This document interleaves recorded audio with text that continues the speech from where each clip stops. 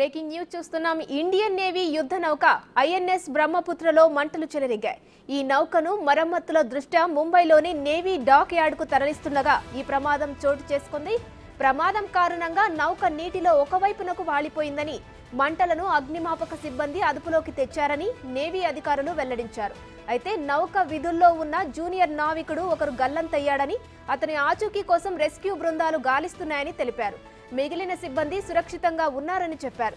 అగ్ని ప్రమాదం కారణంగా నౌక పాక్షికంగా ధ్వంసమైనట్టు వారు పేర్కొన్నారు.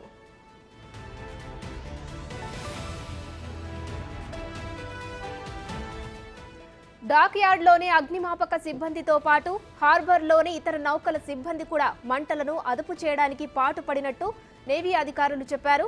నీటిలో ఒకవైపునకు ఒరిగిపోకుండా నౌకను కట్టడి చేసేందుకు చాలాసేపు శ్రమించినా ఫలితం దక్కలేదని, పూర్తిగా ఒరిగిపోయిందని వారు పేర్కొన్నారు.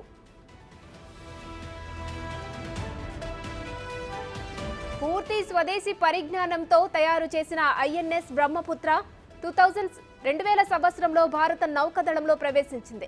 దీనిలో 40 మంది అధికారులు, 330 మంది నావికులు విధులు నిర్వహిస్తుంటారు.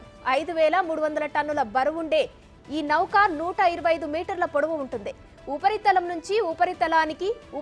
నుంచి ఆకాశంలోకి ఈ యుద్ధ నౌక క్షిపణులను ప్రయోగించగలదు.